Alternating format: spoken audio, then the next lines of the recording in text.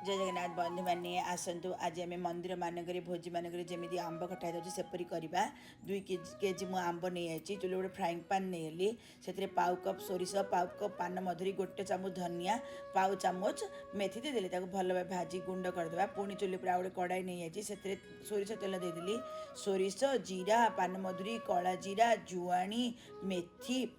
अधा चामच लेके देदेबा से गुड़ा बढ़िया भाजी होगा शुक्ला लंका भूसंगा पत्र देदेबा से भी भाजी होगा कटा जाइए आंब को भल भाव धोईकी से देदेबा हलदी गुंड आधा चामच लंका गुंड बड़ चामच चामचटी गरम मसला गुंड पाउ चामचटी स्वाद अनुसार लुण देदेबा भल भाव 1 मिनट 2 मिनट घाटी देबा तापर 1 किलो गुड़ आधा किलो चीनी देदेबा चीनी देला पुणी भल भाव घाटिकी आम गोटे 2 मिनट सिम करी बसईदेवा गुड़ तरली जीव आंबर पानी बाहर जीव तापर हाई फ्लेम करी 5-7 मिनट बसईदेवा आमर गुंड मसला से देदेबा आंब सीझीगला आंब खटा एंजॉय करंतु सब्सक्राइब